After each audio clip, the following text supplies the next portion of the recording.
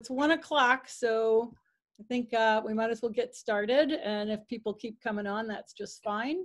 Hi, I'm Wendy Murdoch, and I am so glad to see everybody joining us for this Zoom meeting with Robyn Hood. Robyn and I have known each other since 1986. Yeah, I was thinking about that this morning, Wendy. It's like, it's a long time. Yeah, and I think, Robyn, if I remember correctly, we met at the Sally Swift instructor course in Fort Collins before we went to Joder Ranch in Boulder. That's right. Yep. That's and right. So that was it was 2 parts, and the second part was just before the advanced training at Joder's, and that was in August. I think so. So I don't remember what month the first part was. I'm not sure. I'm not sure either, but it was pretty close together because it was. Yeah, it was like a month or two apart. I feel like we went from one to the other, but what I remember about doing that course with Sally, because I remember that Sally had really wanted to meet Linda, and she knew Linda, but she really wanted to have a chance to show Linda what she did, and I was the next best option, since I was her sister.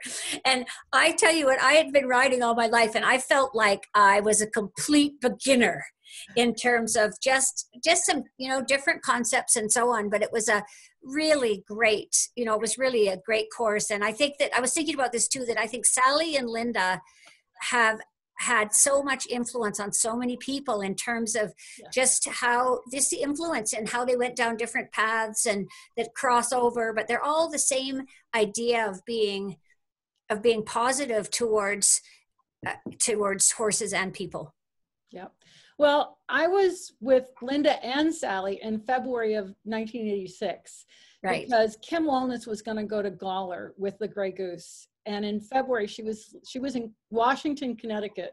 I now live in Washington, Virginia, but Kim was in Washington, Connecticut, and I went from University of Kentucky, where I was a grad student, up to that clinic. And I took a video camera, and I took dots and a tripod. So this is like going back ages. But anyway, so I went to that clinic, and Sally Swift appeared, and I was doing tail strokes on a horse's tail, and Sally walks up and goes, "Look, you can see that going all the way down through the horse's spine." Cool. And so that's when I met Sally. But the other interesting thing is Peggy Cummings was there. And so Peggy rode a horse that I put dots on and had her travel back and forth. Does it sound familiar? Travel back and forth on a line while I videoed. To go back to grad school, I was going to get a PhD in equine biomechanics. And at the time, when I had to analyze the footage, you had to hand digitize every single dot, which meant that you moved forward a frame and then had to touch the screen on all the dots. And it's the only course I never completed, and I got an F. Oh, wow. Because it was just crazy to hand digitize. And this was 1986. So Apple computers, they had the little tiny cube, Yeah. And so now, like I went to Hillary Clayton's at MSU when I first came out with Surefoot, and we put dots on the horses and stood them on force plates and looked at the kinematics, and the computer generated the whole outline of the horse and everything. So, I'm still doing the same thing, because what did we do with Bob? We had him go back. Yeah, exactly. Well, it was pretty amazing. And I remember I was trying to think of when I first heard of you with the Surefoots, because was it like 7 years ago? Was it that long? I started 8 years ago, so 7 would be sure. Yeah. And I remember thinking, oh, it's so interesting, because I have to say that I do lots of strange things, but I'm a really skeptical person in terms of I like to understand. I like to try things, but I like to understand how they work, and I don't have to know how they work, because we know there's lots of things we don't really know. But if they work, they work. And I just thought it was so interesting. And I was trying to remember the first horse. I'm trying to remember where I first saw it on pads. And I don't know if it was when you came up here. And otherwise I just seen it through. I think we talked about it before I came up. What year did I come up? Was that 2015? It was the advanced. Yeah, 50. Yeah, maybe 2015. Might have been 2015. Yeah.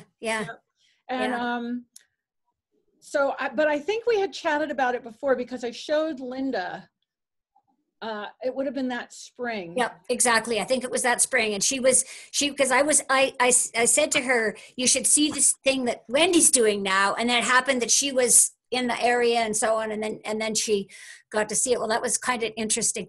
Yeah. So Linda came to Warrenton, Virginia to do a book talk, right? I can't remember which one of her books was coming out. And so she went to the tack shop, Hunt Country in town. And so I had started doing Surefoot now for about, I started in May 2012. So we're coming up on an anniversary. So it was about 3 years. And so I took my iPad and I went to the lecture. And after Linda got done with her book talk, I said, Linda, I want to show you this. And so I showed her some videos. And then she was very intrigued. And we got to talking about the fact that on Monday, I think that was like Saturday, on Monday, I was going to be working with some horses near Manassas. So Linda said, well, can I come out? And she said, sure. So we go to this barn. It's a barn, Heather, I can't pronounce her last name. Heather Scott, I think it is. It was her barn. And I was working with some students under saddle and I did a couple of horses and we saw the normal things happen. The horses relaxed, the stride length increased and all that sort of stuff. And then I said to Heather, I said, do you have a difficult horse? And she said, oh yeah, we have Huey. He's ADD.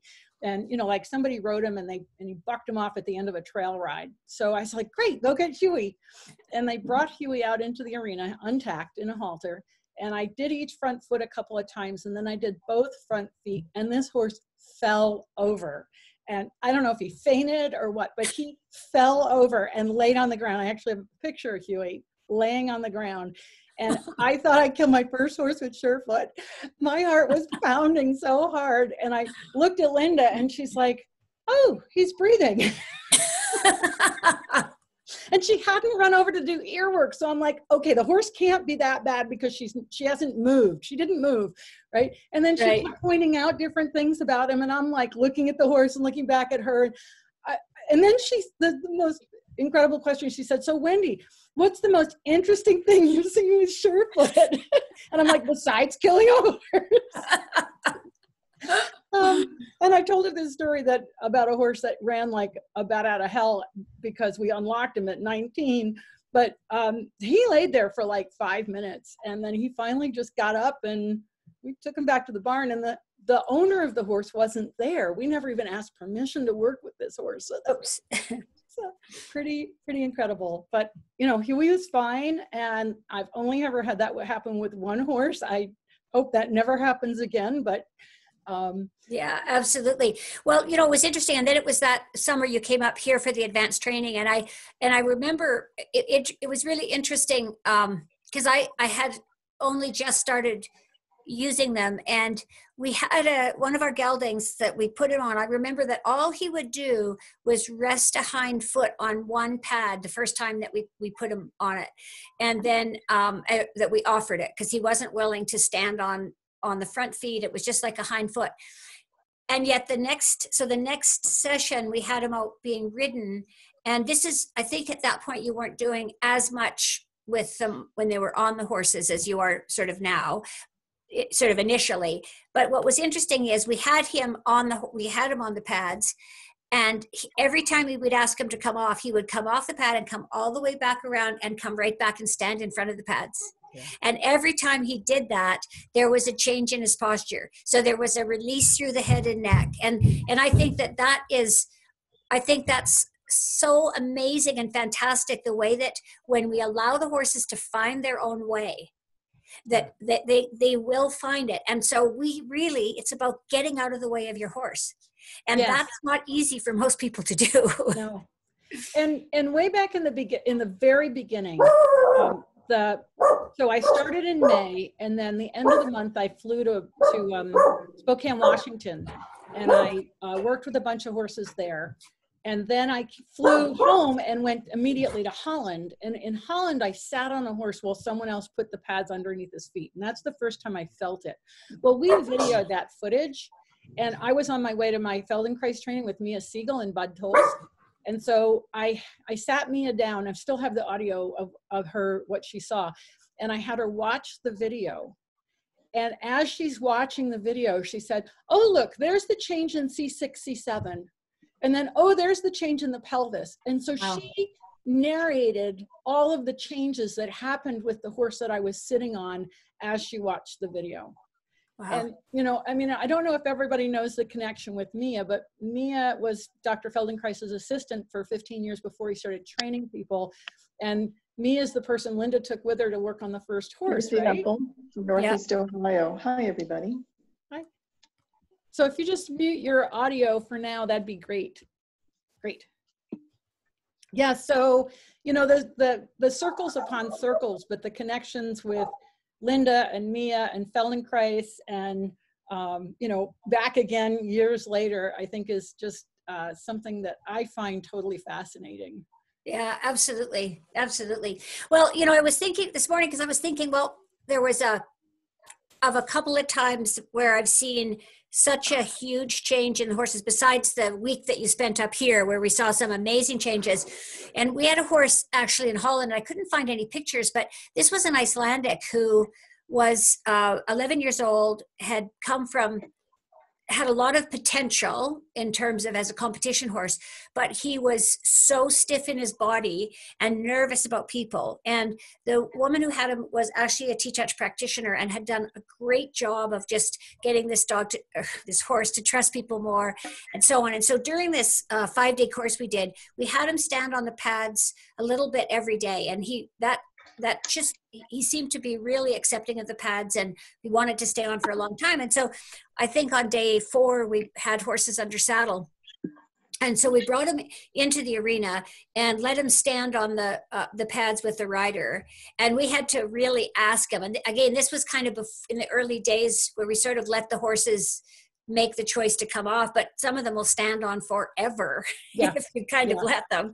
And so I kind of asked her to just gently, quietly let him, ask him to move off. And this is a horse that could not trot in an arena around a corner because he was so pacey, and he absolutely could not canter at all in an arena.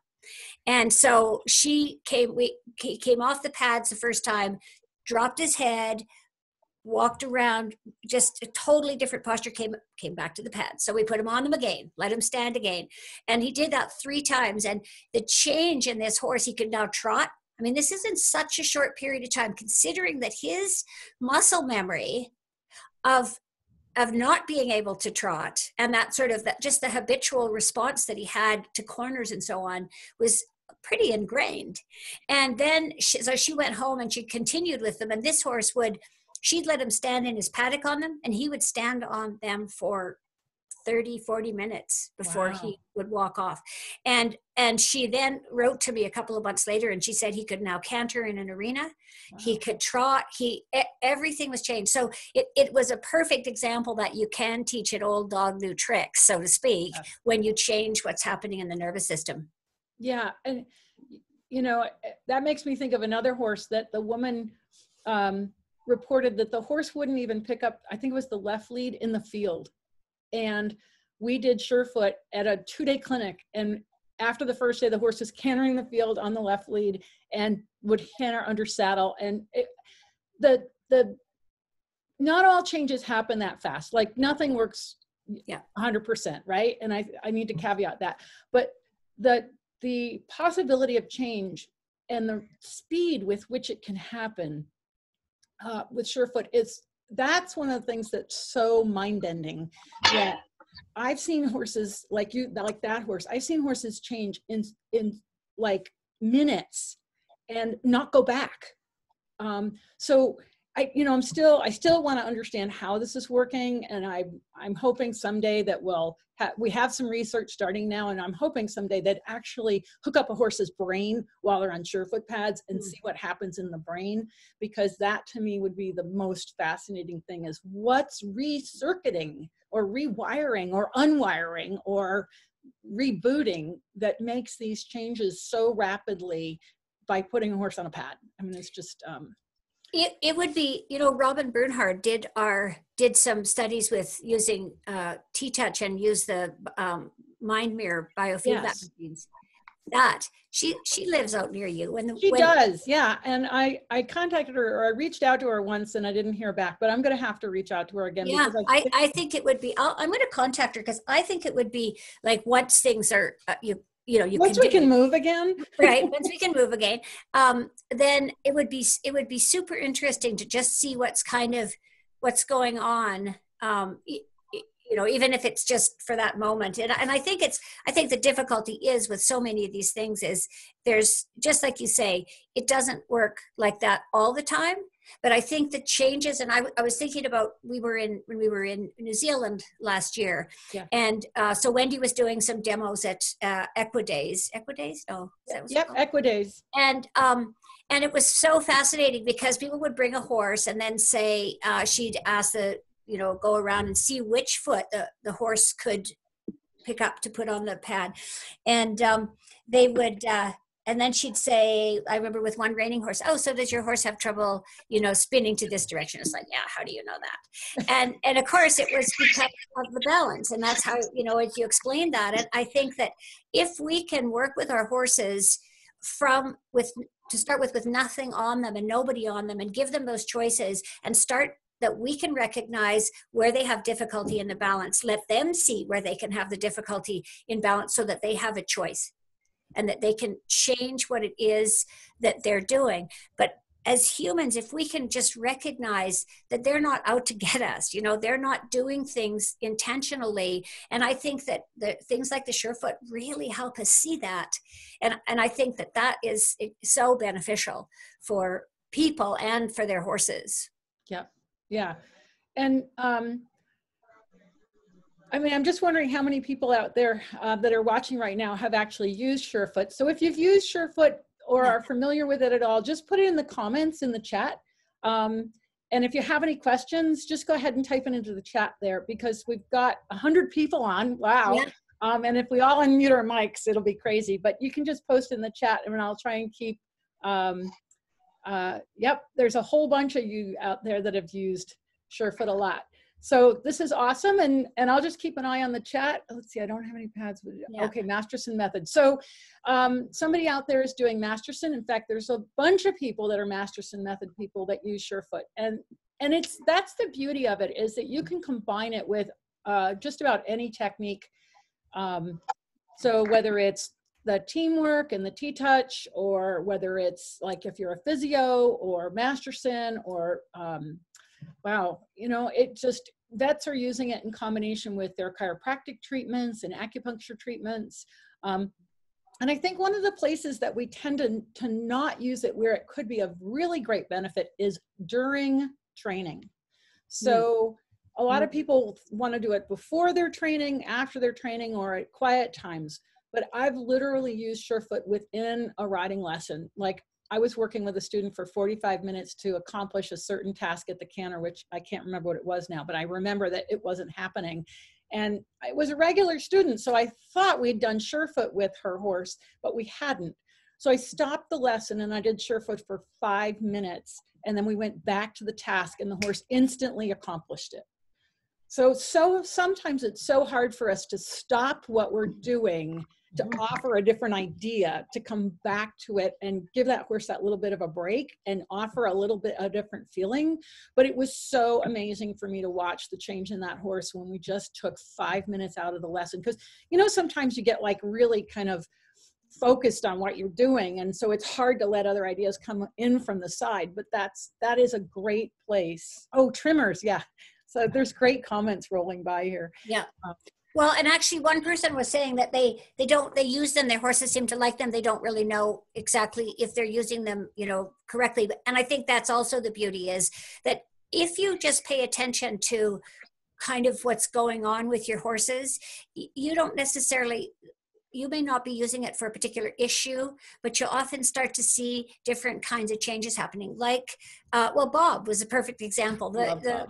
My neighbor's horse, that when Wendy was here, this was a horse off the track. I don't know if you have any video that. Yeah, I have video of him, and so what I'll do is I'll start working on really interesting to just show him, because one of the things Cassandra said is that yes, it's taken some time with him, but it was the one thing that was the biggest change in his, the biggest shift for him to be able to go forward. And she hasn't really been using, our winter's been horrible. Yeah. But I think as the spring comes, that she'll start using them again on her warm up and also when she's riding. And one of the questions, will you be explaining more about how they work? Okay. Yeah, you go for that, Wendy. Yeah. Hang on. I got some video. I think this is before. So I'm going to do a little screen share here if I get back over to share screen. Yeah, screen share and then click on the piece you want and then click share on the, there you go. All right, I've got it up. Okay, so this was Bob, and I'm pretty, this is before. So I pulled off the video from my coach's eye because the other videos were a bit long. But this was just Bob before, and we worked with him for 3 days. It was 4 days total, and we worked with him for 3 of 4 days, right? And so this really high-headed, short-strided pattern, that was just pretty much how Bob was moving. You can see in the walk, look at how his neck goes up and back, up and back, up and back. So I don't know if my pointer shows up on that, but you can see how he's shortening his back every single stride to move his legs forward. And so I'll just advance this a little bit. Oh yeah, that's there when he comes close by. And you see how short-strided he is in front, given he's a big thoroughbred. He should move really freely. He's built to move well. Let's see if we have, here's some, still trot. Yeah, the interesting thing about him is he was rushy, but he actually didn't go forward. Right. It was that combination. And this is his left lead. This was his good lead. His left lead. He never picked up his right lead in the before video. No. But look at how high his head gets, and he's just, that was Bob. And she'd had him for how long, Robyn? Oh, she got him the previous November, but when she went to pick him up, he went over backwards in the loading the trailer and broke his withers. So she had been really carefully kind of going, working with him, and she's a really nice woman and is, just wants to do right by her horse. But he had raced for 6 years, and that's a long time of, racing, and the trainer wanted him to go somewhere that he wouldn't be kind of taken advantage of, because he was not easy when she got him. He was and a nice horse, but man, he just lost his cookies and was not easy to handle. Yeah, this was attempting the right lead. Yeah. And so just kind of, where is he coming by? Oh, actually, this must be maybe this isn't the first day. He actually has his right lead there. Yeah, but he didn't the first day. So this is some part of the thing. Anyway, if you have, then you see the change that happens in him when you put him on, when we put him on the pads. Okay. All right. So now I have to go. Okay. So when I'm screen sharing, so I'm just going to go to the last day. Yeah. And then do my screen share again. Screen share. Yeah.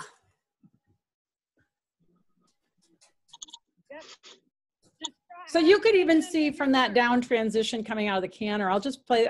I don't know why I don't have more of that canter, but even there, you can see. Actually, I think that right canter lead was that day because of the shirt that she's wearing. Oh, okay. Yeah, the right canter lead was, but you could see the change in his neck. Now, of course, he can't hold it because he's got so much muscle memory, but what a difference in how. Yeah, but that's where you can see in absolutely. Yeah.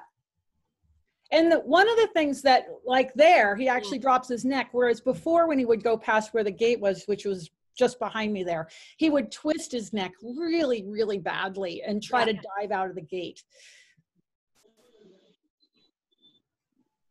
And so you can see it's like Robyn said, it's not completely consistent, but there was enough change in just those few days, like there, right? You can see him start to go back to the old place, but then he reconsiders it.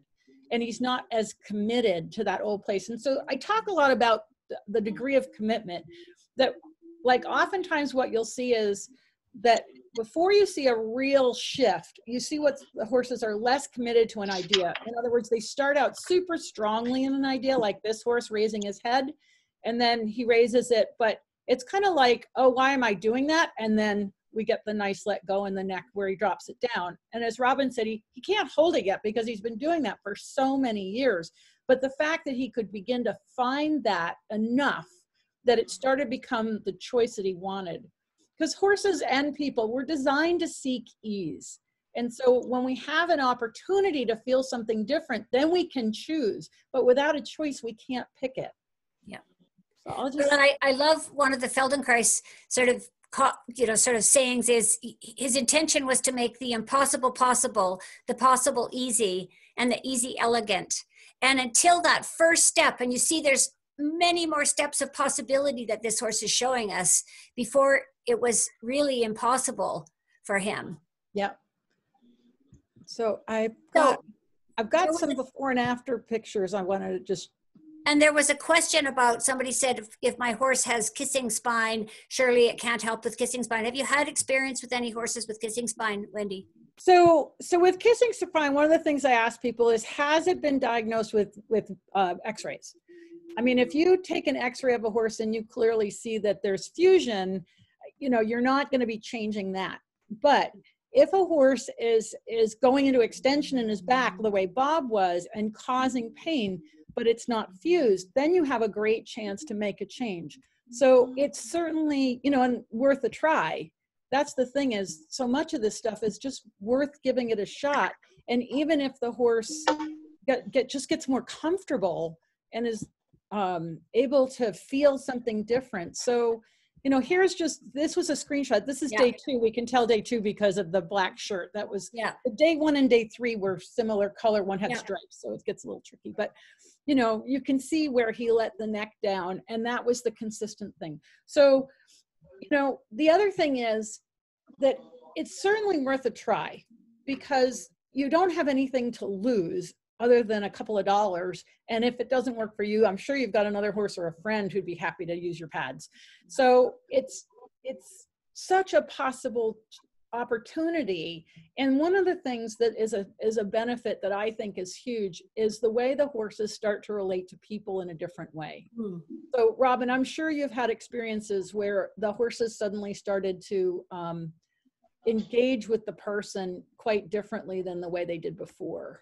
Shiner is our classic example. I was going to say, Shiner, who started chasing you around so he could have the pads. Shiner's a Mustang that came off, is a BLM horse, and he was always really difficult to pick up his feet, and they were well grounded. He was very well grounded, you could say. And and we've done leg exercises with him, and we could pick them up and do some of the touch leg circles and so on. But it wasn't until we had him on the pads, and it wasn't easy for him to go on the pads to start with. Can you see the video of Shiner right now? Oh, do you have it? Yeah, I have the after. So wait, let me stop share and then I'll start share again. Yeah, so, and Wendy had to really kind of figure out which leg he could pick up. And I think that's the interesting thing, is it's not about training them to do it or forcing them.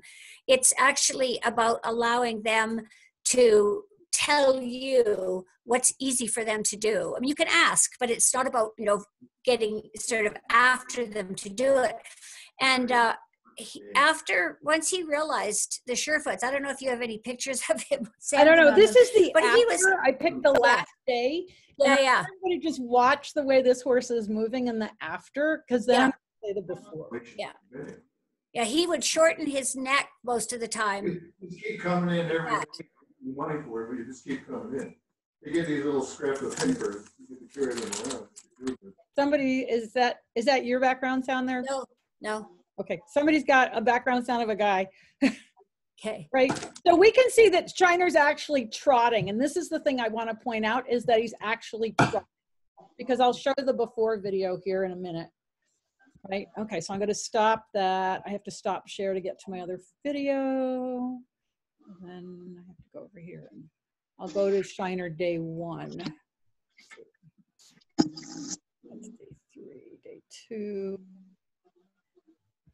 Yep, shirts help. Well, and I think the most interesting thing about Shiner is that the next time our farrier came, he noticed immediately that it was so much easier for him to pick up his feet. And even though we hadn't done the Surefoots with him since then, he still maintained a more ease in terms of being able to pick his feet up for the farrier.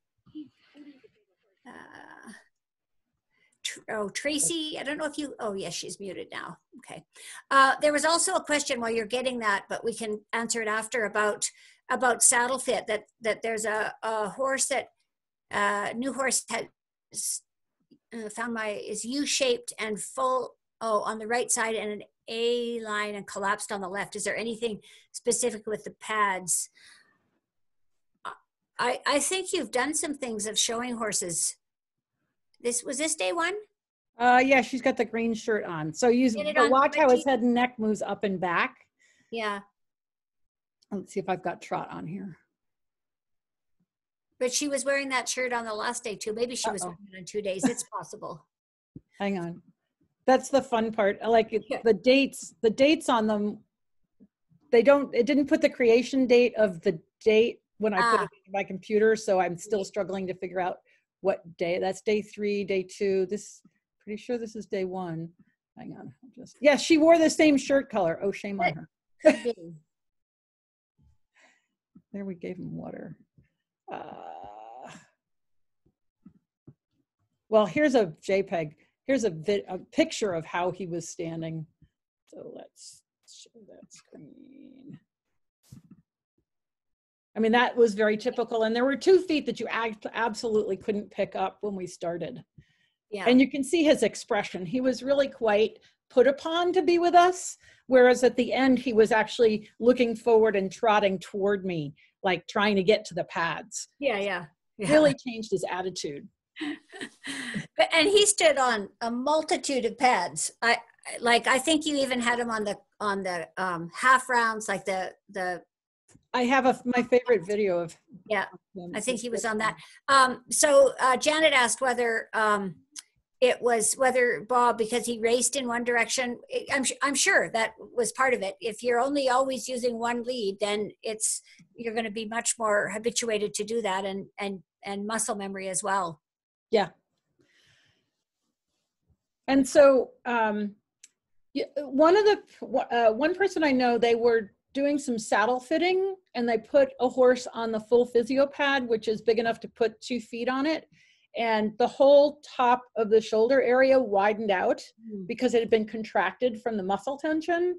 And so the question is, do you want to fit the horse that's got tension at the top of the shoulders, or do you want to fit the horse that's let go of the tension at the top of the shoulders?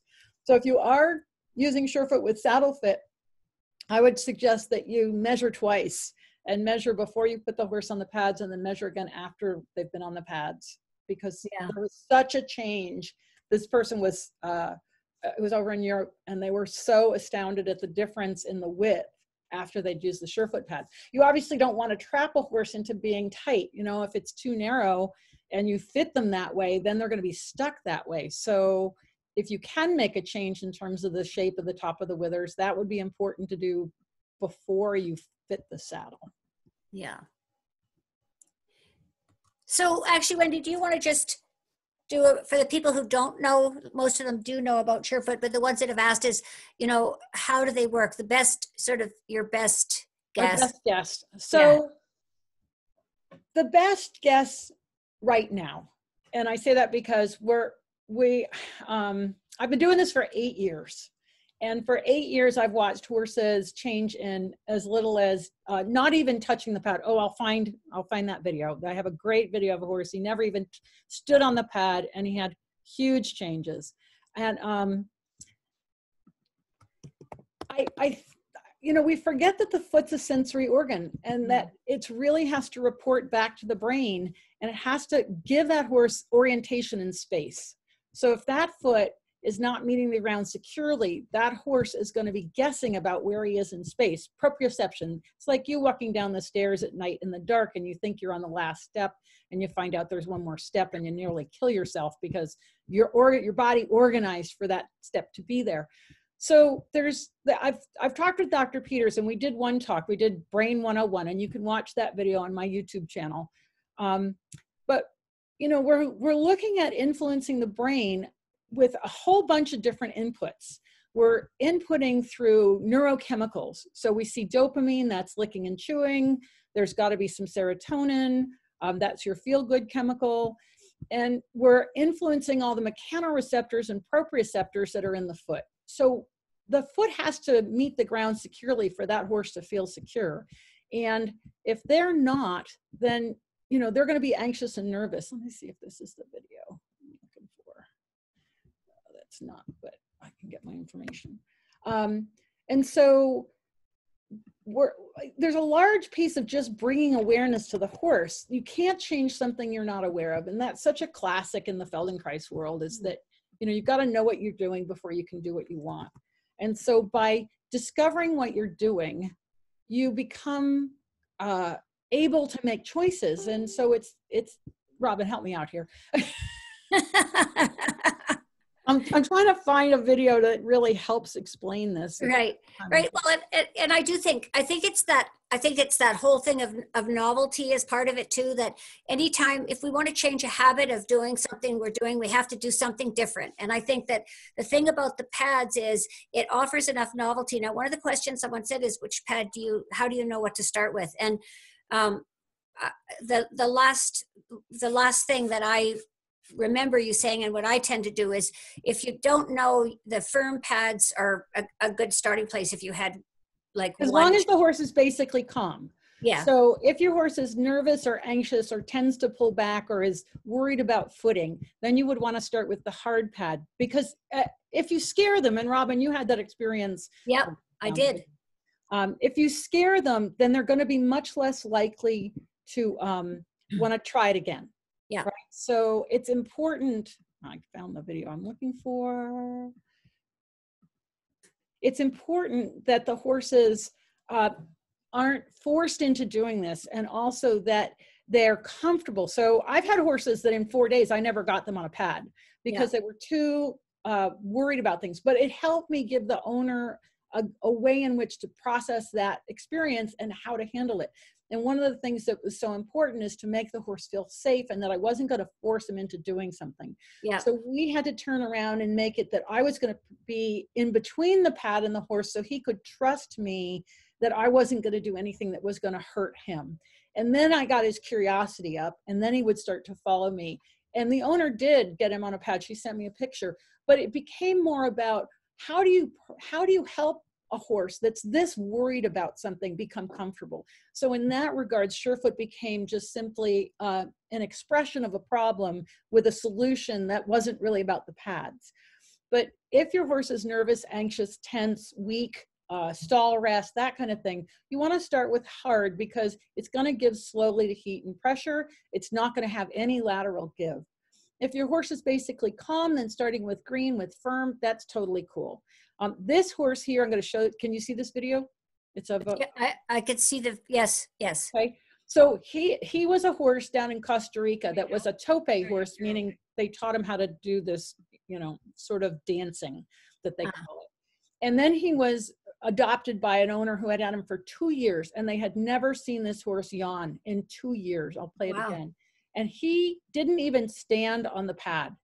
All he did was brush his toe over the surface of the pad and then yawned like crazy. And they were so surprised because they'd never seen him yawn. And this is, again, an N of 1. I've only had one horse do this, where he didn't even need to stand on the pad to get a change. So what's going on? That's the question. And the simplest answer right now is that we think of the foot as something that we have to make sure it's healthy and it's clean and it's well-shaped. But we tend not to think about the internal structures of the foot, and that what that foot has to do to keep that whole body organized and upright.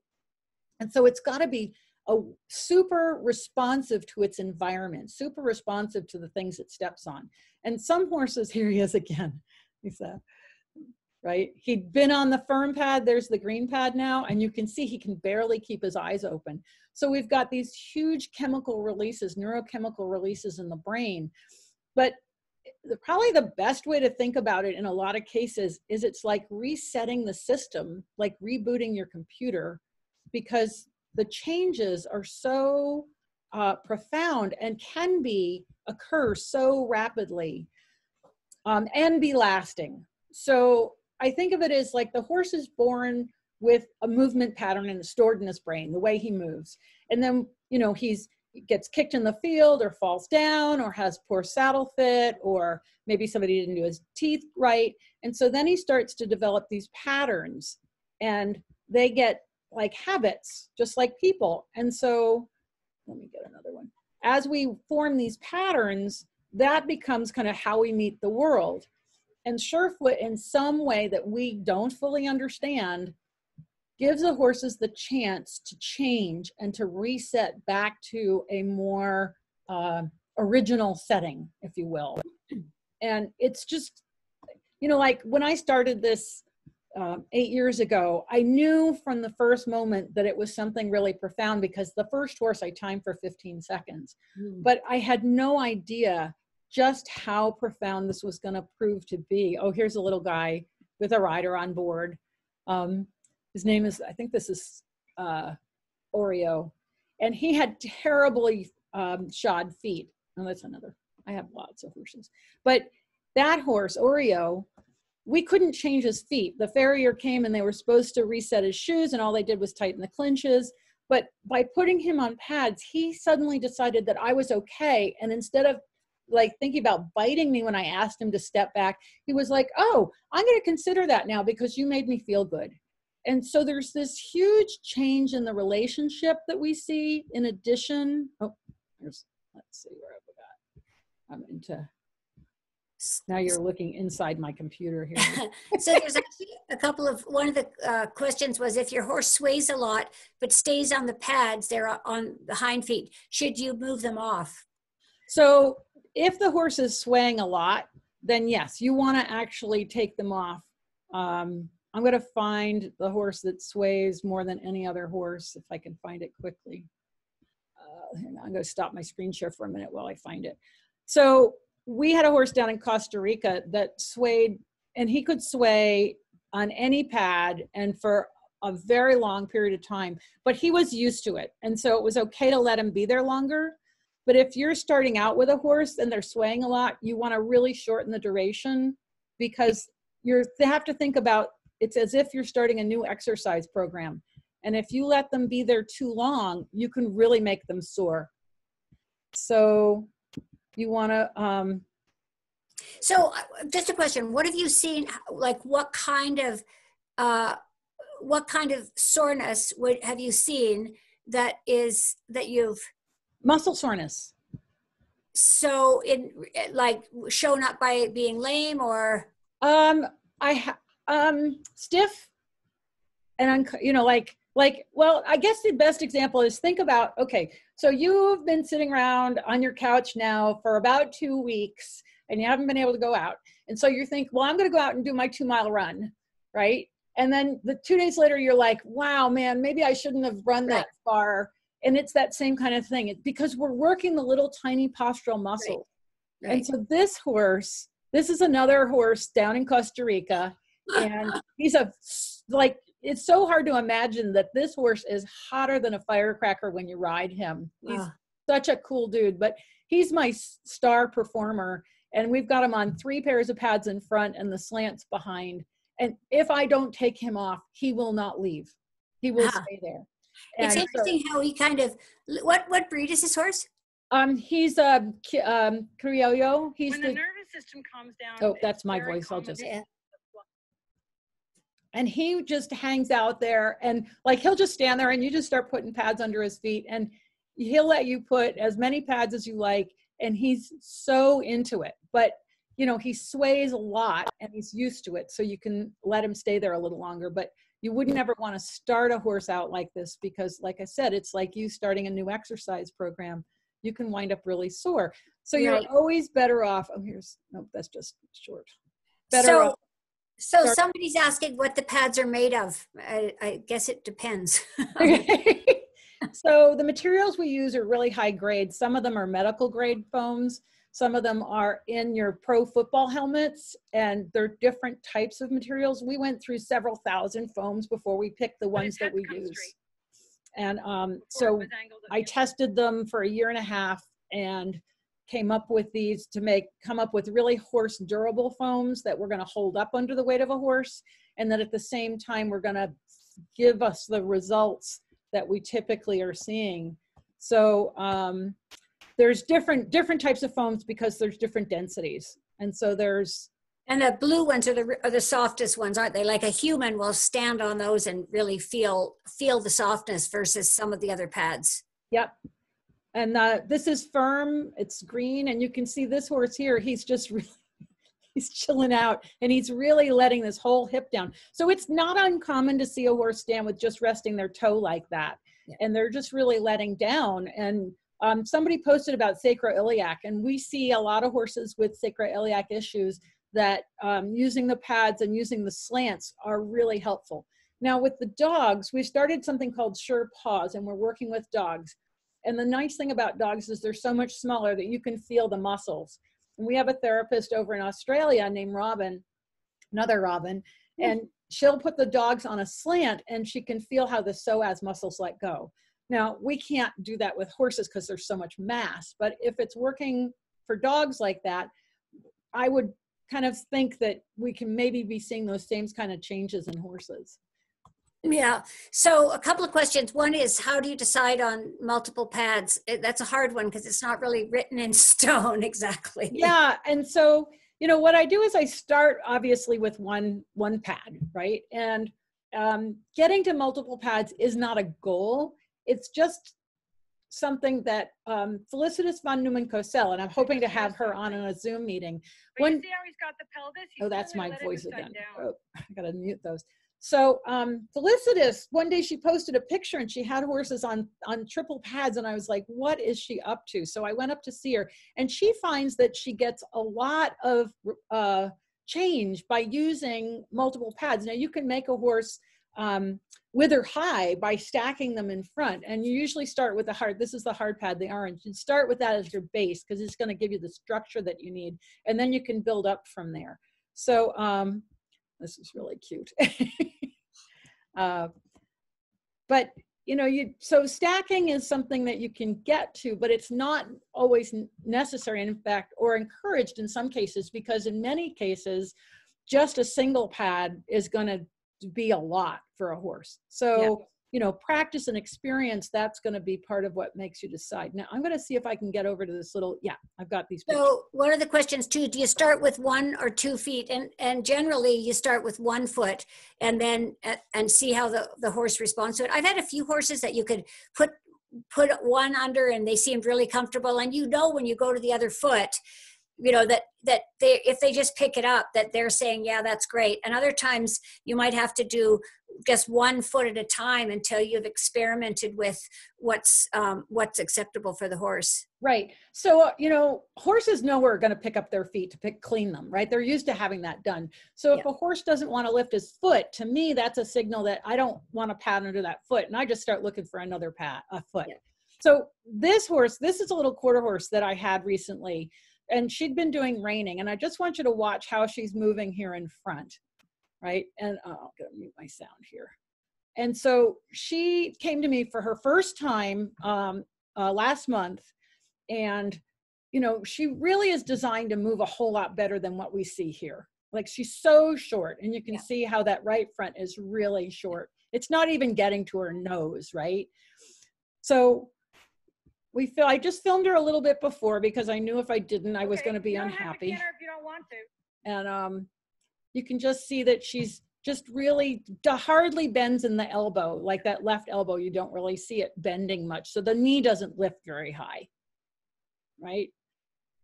And of course, in the lope, you can see it's really down in front on the forehand, right? And super short strided. Her butt's really high, and she looks really, really downhill. Yeah. Okay.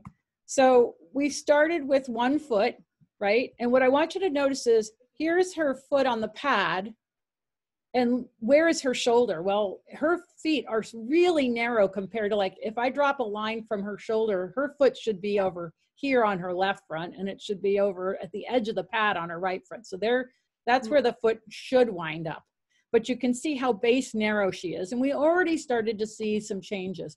And then if we look at her hoof picture, we can see that this distance and this distance are totally different. So here's her frog.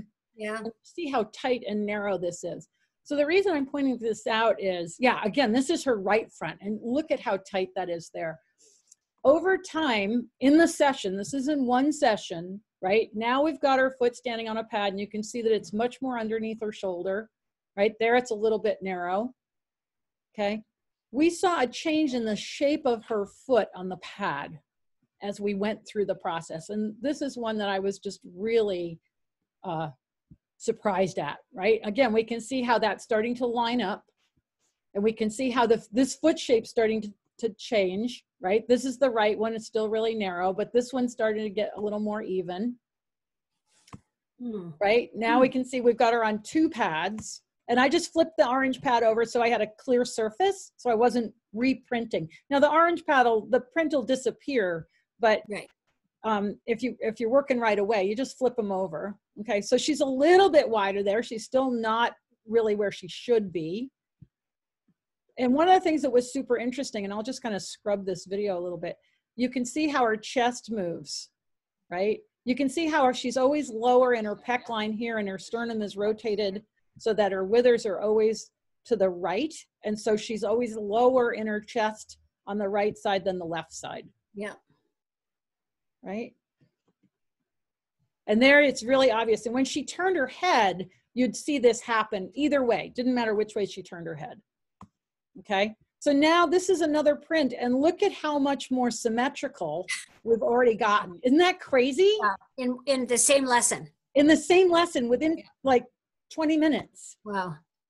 Yep. And so then I added some slants behind, right? So this is a typical, when you're doing what I call a session, where it's basically focusing on just doing surefoot. And she was like, wow, that's kind of interesting. So here's a little video of her.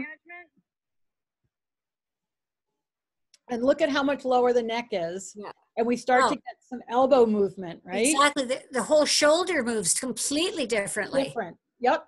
And she doesn't look nearly so on the forehand.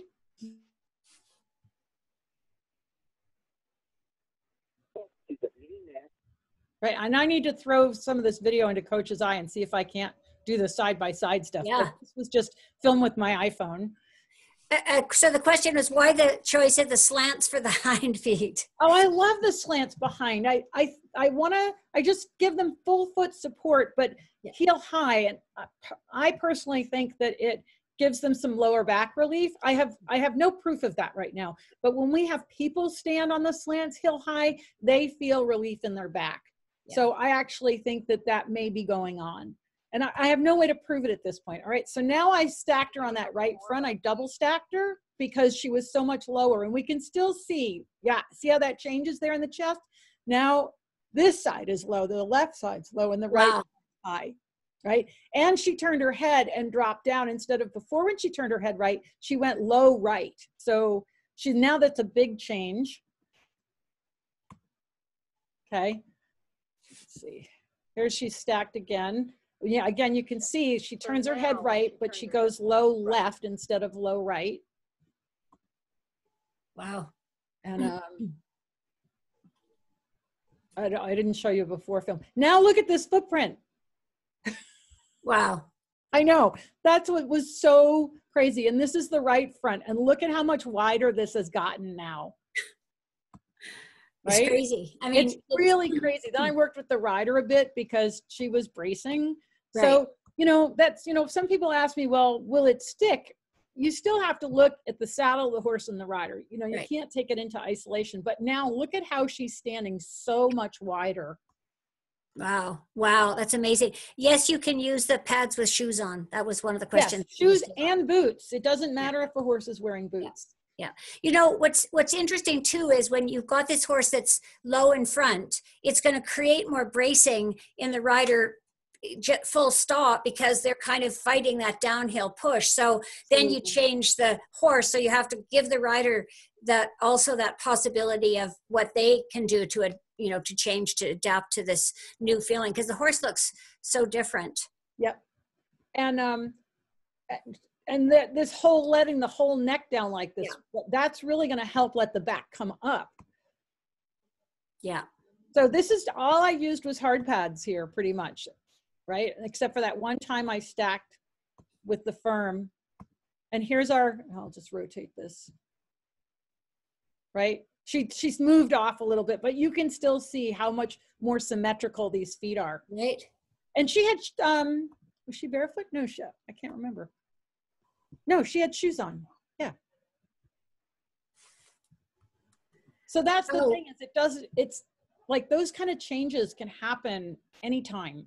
And it's got to be because we're changing the weight distribution. So the hard pad just gives to heat and pressure, but it somehow, I think, normalizes the pressure in the foot and allows the foot to respond. Yeah.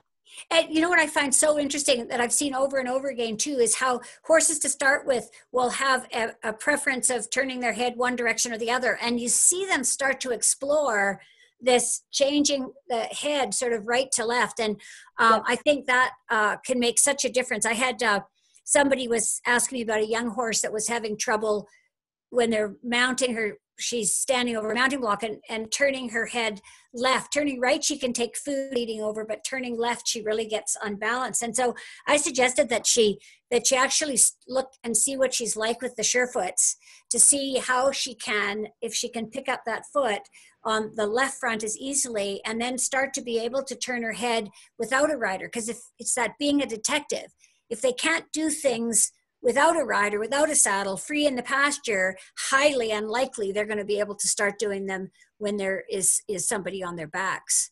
Yeah, so somebody asked, where is it? Is there a wrong combo? And so, I'm always just asking the horse, I'm experimenting and I'm offering them different choices. And if they don't want it, they'll kick it away, they'll push it out, they'll step off, they'll just reject it. And so it's our job to always say, would you like this? And then if they reject it, it's like, okay, so, all right, you didn't want that, but maybe something else. So it's kind of like, if you go to the store and somebody says, what flavor ice cream would you like? And you're going to sit there and go, well, can I have a sample? Yeah. Can I try the raspberry? Can I try the black currant? Can I try the different flavors? And then this is the one I like. But another day you might come in and decide you want a different flavor ice cream because you want to be adventurous, or you just want vanilla. You just want vanilla. So it's a lot like that. It says, somebody says I don't have any slants. And the horses do create it. Yeah, that how many times the horses will create a slant. They'll step off the edge of the pad, and that's my indication that they want to slant. And it's also like with the back feet, a lot of them will kind of kick the pad to the back foot, or when they walk away, they'll step on it with the back foot. And that's really my indication that, I'm ready for a back foot. I typically start with left front because horses are more commonly handled on the left and the front feet are safer. And most of the time I'm working with horses I don't know. So, I'm not going to run to the back end. Right. I don't know your horse. And I find a lot of horses have trouble balancing when someone picks up their back foot, and they'll want to tense their back foot or pull it up.